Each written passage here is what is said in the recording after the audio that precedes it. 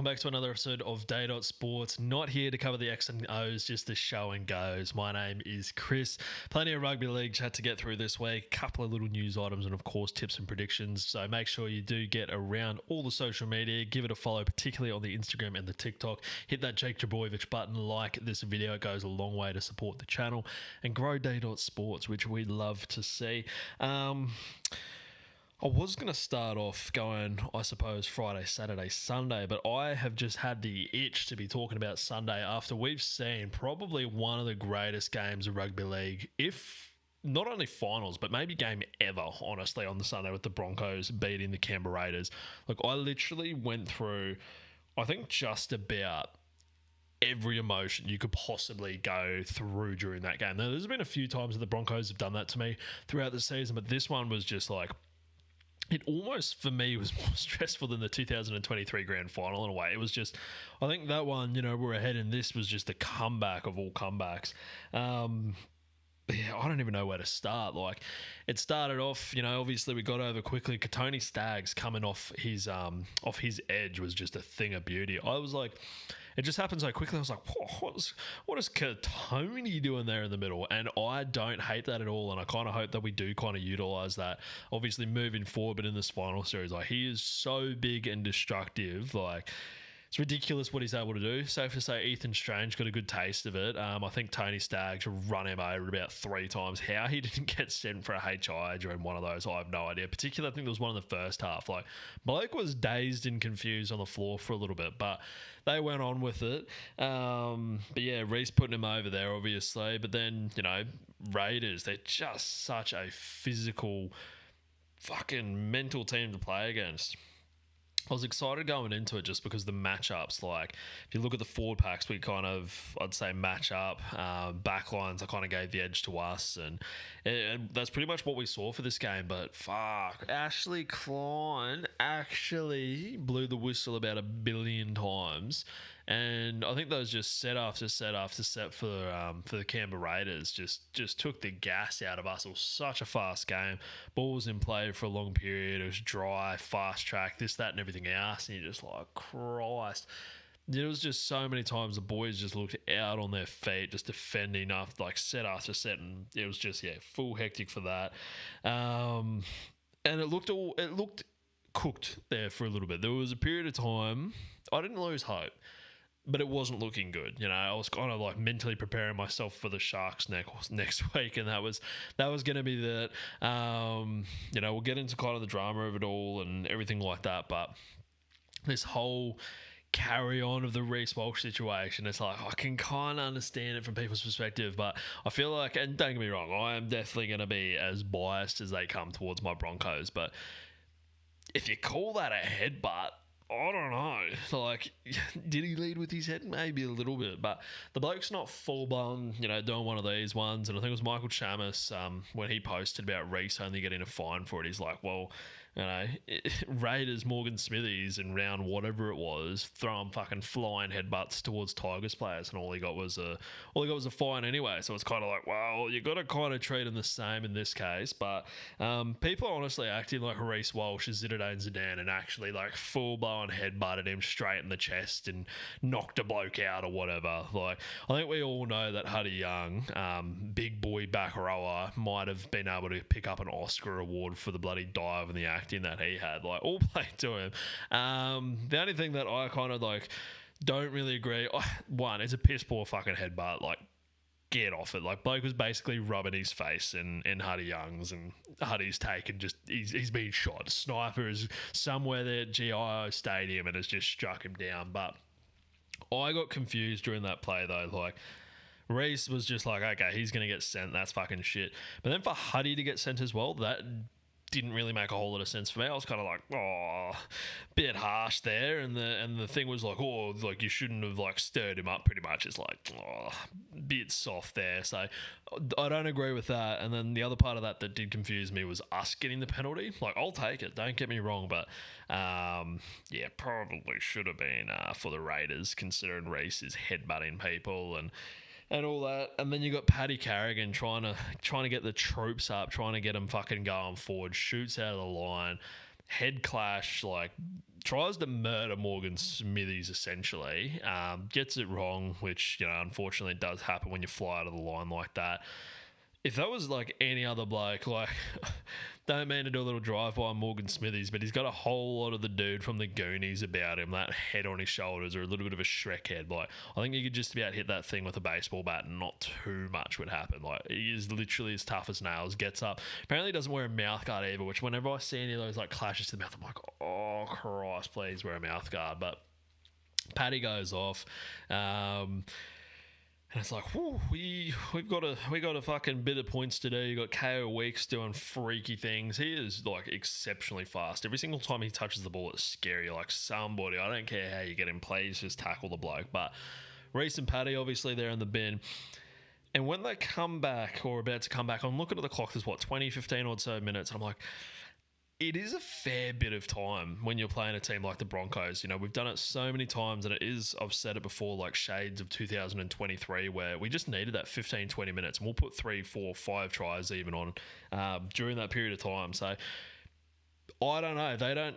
Safe to say they probably don't have cameras down there in the locker rooms, particularly there at Canberra. But you know, the way that Reece Walsh came out, I swear he must have just been lapping up that toilet water. He got that bloody secret juice going on, and he was ready to get back into it because, you know, he was about to come on, and I'm like, fuck, he better play the best next fucking X amount of time that he's ever done in his entire life to make it up for the boys. And he did that and then some. Like, Reece literally just went, boys, get on my back. I'm taking you the whole way. Scoring tries, try assists, 40-20s like they're going out of fashion. Like, there was some that I thought he'd just, like, dinked over the top as, like, a little, well, yeah, we'll kick this into the backfield, a bit of space type of thing. Oh, no, yeah, 40-20, no worries. Thanks for coming. Exceptional. And I think at this stage as well, like, who had a better performance out of Reece Walsh in that game against Canberra or Nathan Cleary against the Broncos in 2023?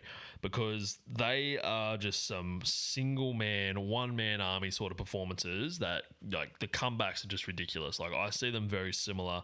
As much as I love Reece and obviously, like, just went through it with the Broncos, the 1 in 23 for Cleary probably like just edges it out just purely because it was for a grand final, but this had grand final feels all over it. But yeah, just the way that this like went was ridiculous.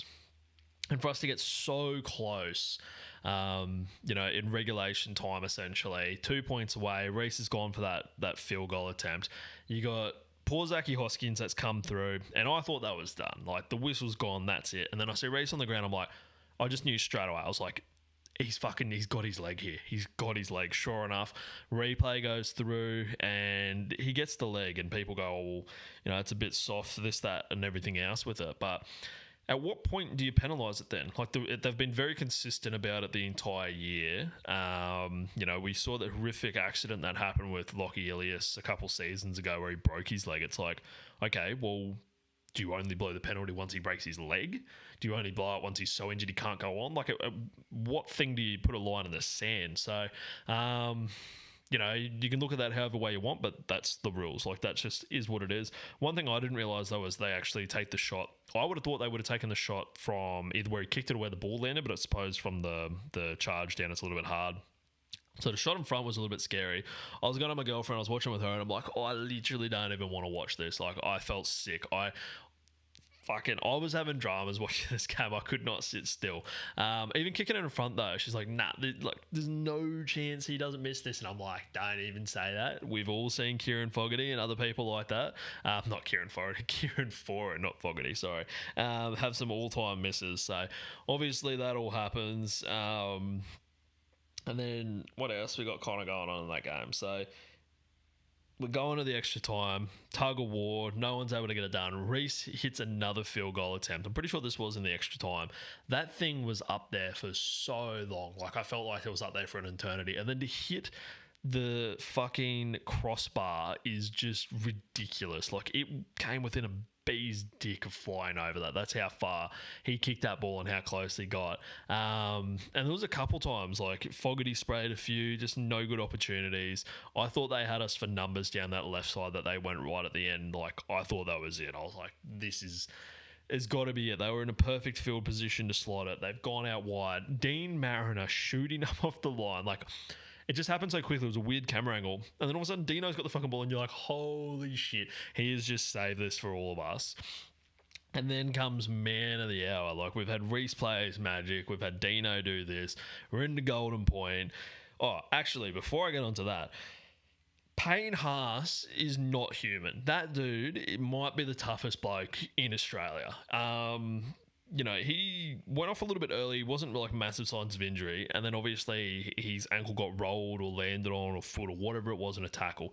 Limping around, like, looked gone for all money. He's somehow still out there on the field. And I think it was with KO Weeks. Like, he took off through the line. I think it's when Ben Hunt did the grubber. There was a little knockdown. He's picked it up and just gone. Payne Haas, major pain, foot Falcons on, trying to track him down. Like, there's not a single person, I don't think. Dean, to be fair, got close, but I don't think there's anyone in the team that could catch KO Weeks. And you got Payne Haas. Like, yeah, was he going to get him? No, but the fucking effort from the big man is ridiculous.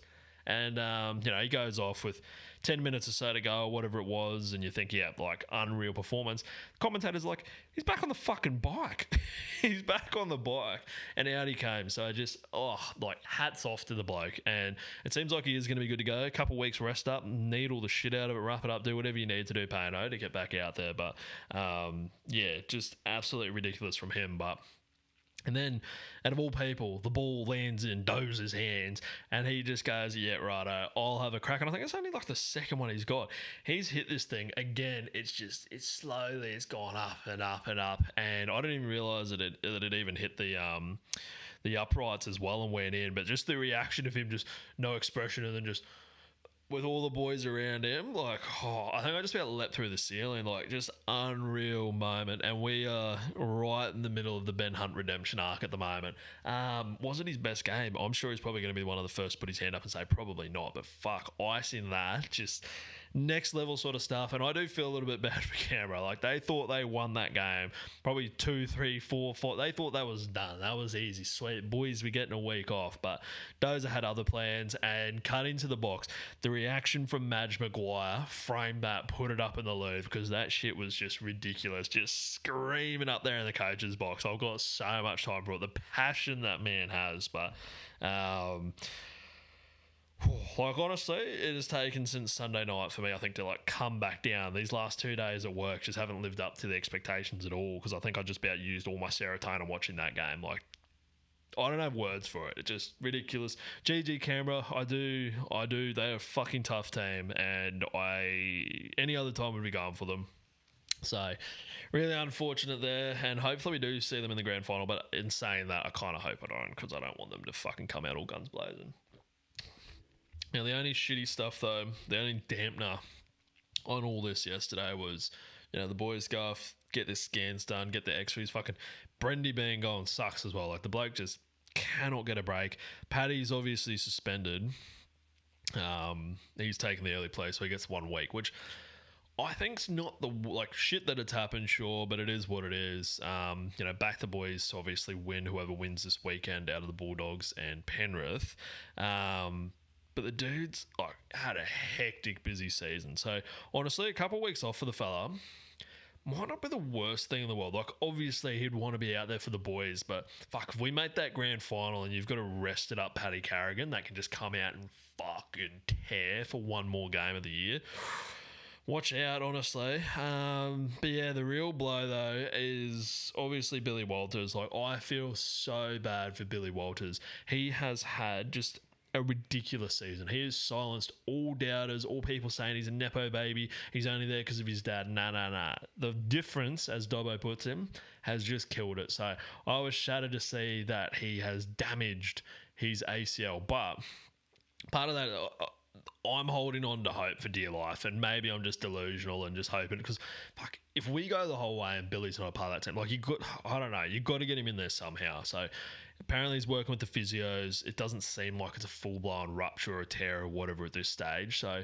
look, I'm no fucking physio, but you're telling me there's a chance? You're telling me there's a chance that Bilbo Walters could be in there? I'll take it. So that's another one where, I'm not a fucking physio, and it's risky as hell, but the knee's fucked, right? It's probably going to be either needing some serious rehab or surgery. That's what I'm going to assume.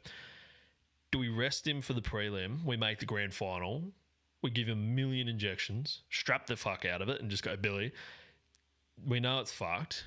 Go out there and do the damn thing, and we'll do surgery after. Like, I don't know. Don't get me wrong. I don't want him to seriously hurt his knee. That's more so a joke, but I just want Billy to be in a Prem winning a side, especially if he won it at 6 like the old man. Like, fuck. You'd need a Kevy cam, honestly, if we made the grand final and he plays at 6. But, yeah, insane stuff. And I will definitely be going to the prelims as well. So that has ended up being on a Sunday. And Corey Parker's come out and a few people have been like, this is a fucking bullshit draw. But selfishly from me, outside the boys, obviously, I just want them to win. But I've got a wedding on the Saturday night. So if the game was on Saturday, chances of making it, zilch, no chance, wouldn't have happened. So Sunday afternoon game at the Cauldron, fast, dry track for the boys. Yeah, I don't hate that at all. A little bit of hair of the dog, a couple cocktails, something like that, a couple golds leaning into it. It's going to be good because, yeah. But I think I just need this week off the footy as well, because that game, I think my heart just about stopped about 4 times. I think in the last 10 minutes I probably drank 2 golds. I know it seems terrible, but anxiety was getting me. But we move on, so now we're going to do a little rewind. We're going to go all the way back to Friday. Storm beat the Bulldogs. Now, I had kind of one eye on this game. I know it sounds bad for finals, but had all the boys over for a little bit of a poker night. So we're sitting out there. We kind of got like a big sliding French balcony door type of thing that opened up. So we got that in the living room, big TV, footy on, poker going, happy days. I think it's like literally 40 seconds into the game. You see Kikau get basically a Yaya Rodriguez spinning back elbow, clocks him like somewhere on the face, chin, eye socket, wherever it was. Bloke is down, and from what I can see, and to be fair, I haven't gone back to watch it, looks like he's basically snoozing. How in the world and then later on the game, you see him coming back out, and you're like, how in the world has this bloke passed his HI? Apparently, it's more so eye socket or something like that. Don't know if Kikau agrees with Western medicine, because he's like, nah, not getting scans on playing. He's just like, HIs don't mean anything. Just fucking, he didn't say the HI part, but it's like, I guess he's just playing now. But yeah, when I saw him come back on, I was just like, that is crazy. And then, like, how good is Critter as captain as well? So early in that game, him going down, you knew he was badly hurt. He's limping, he's like struggling, tried to stay out there for the boys, didn't know what the injury was, eventually having to come off. And there's footage of him just going off from the sideline, trying to get the boys up for it. Like, just so influential and so important to that club. We'll get to him and the Bulldogs a little bit later on, but yeah, huge from him. Storm, like Jonah Peasant, he stepped up. Storm, like, they kind of did what they were expected to do in that game. Wouldn't really say it was anything earth-shattering, groundbreaking coming from the Storm. I don't know. I've said it before and I'll say it again. I've just got a little, just like, place I don't like about the Storm. They're just too good. They're there all the fucking time. I'm just off it, sick of it. Panthers, they beat the Warriors. As much as Sione T really tried to G up the buddy, skids out the front egg in the box and the boys running on. Warriors, I think that game pretty much panned out again, exactly how people expected it to go. It was going to be a long shot for them. Really unfortunate, like a million injuries, no Lukey Metcalf, no Mitchie Barnett. You got guys that were missing all over the place that were pretty handy. So it was always going to be an upward task for there. But yeah, yuck. I'm just fucking, I think with everyone else, just a bit panthered out of these finals. And it's just like, they are getting this close again. Again, they are just getting this close. So, yeah, if someone can get rid of them, I'm looking at you, the Bulldogs. You've got a big task ahead of you this week. And, yeah, I think the Warriors, in this game, they stuck in it as long as they could. They were thereabouts for a little bit, but it was just always going to be a tough one. And the class of the Penrith Panthers, who have just done finals a million times, were just going to be a little bit too much. And then the Sharks, they beat the Roosters. Fuck, what do you even say about this one? Like, the Roosters made that many errors. I think I looked on the NRL website and it was like 16 errors or something. Like, they just went, here's the ball, basically. Like, people were throwing the ball. There was one Billy Smith had. He was going down the sideline. Tupu was with him, and he's just throwing this thing like in 10 metres back and to the ball boy on the sideline. You're like, what are we doing here, boys? So, yeah, definitely a tip gone wrong for me. But they literally just cooked themselves.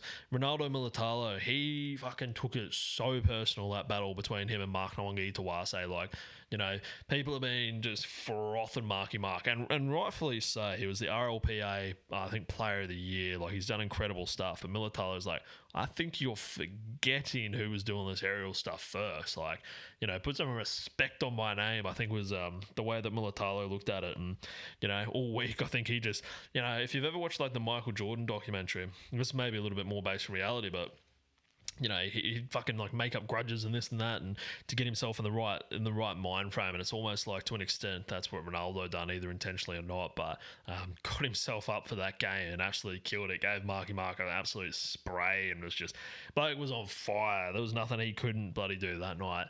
But yeah, it was still, you know, relatively close game. And then you got bloody Toby Rudolph, meat pie eating of all people, to crash over. I think it was in like right at the end of the game, like the 70-something minute, to lock it up for the Sharks. He just like none other than.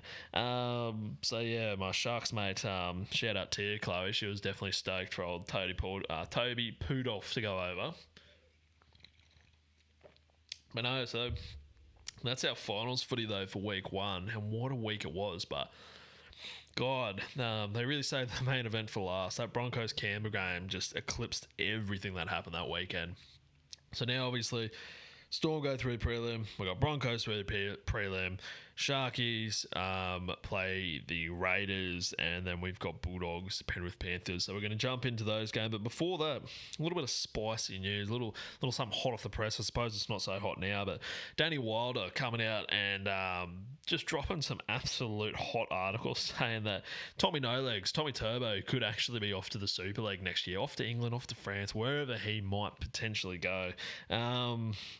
Which was not on my bingo card at all, considering the history that the Trbojevic brothers have there at Manly, and, you know, he's kind of the prodigal, the golden child there. But yeah, supposedly his management's like in touch with clubs and whatever are starting to shopping around, and the clubs allegedly come out and denied it and whatever. But Tommy just fucking sick of it there in the Northern Beaches. Just had a gutful of the operation at Manly, it seems, and that's not good. I joke about the Titans getting shut down if Tino fucking leaves, but if you lose Tommy Trbojevic or the rest of the Trbojevic brothers, you know, either Jake retires or Benny goes, yeah, nah, I'm going to shop elsewhere.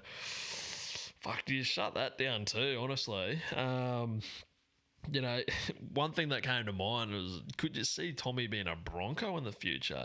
You got old Darren Lockyer looking to buy the London Broncos, restore them to glory. There's your marquee signing right there. You probably can't pay him too much, but fuck, Tommy will get you back into that top comp. No worries at all.